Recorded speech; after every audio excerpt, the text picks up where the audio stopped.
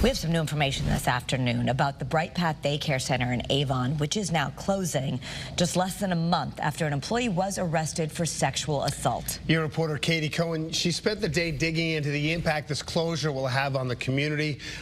She joins us live. Katie. Kara and Brian, the lights are on and the kids are playing right now, but this Bright Path location behind me is set to close in less than 1 month, leaving many families without child care and having to live with the trauma their children may have gone through inside the building.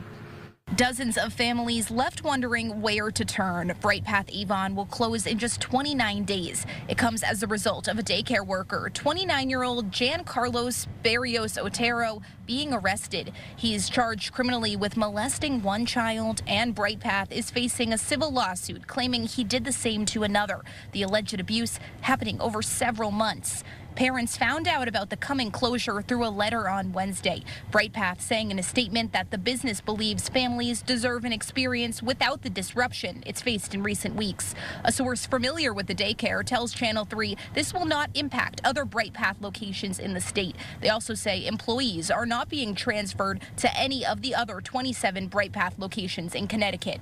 Attorneys working with over 60 families who use Bright Path Avon say they did not ask for the facility to shut down and say, we have been putting a lot of these pieces together. Our focus right now is on understanding how this happened. However, the only message we have received from Bright Path has been silence. This closure comes amid a nationwide child care crisis. Data from the First 5 Years Fund from 2025 shows in Connecticut about 1 in every 3 kids that needs child care can't get it.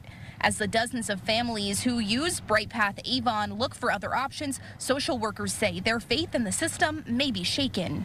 But some parents may have had other bad experiences in the past that add up. Some people may be more anxious about their child and their child's care, or their child may have more deficits or challenges than other children there, and that might feel more of a rupture in trust in the system. Although a source tells me that this closure is not impacting any other Bright Path locations in Connecticut, we are digging into their histories. We found one other location in the state has over 90 violations over the past few years. We'll have more on that coming up at 5. Your reporter live in Avon, Katie Cohen, Channel 3 Eyewitness News. All right, Katie, nice job.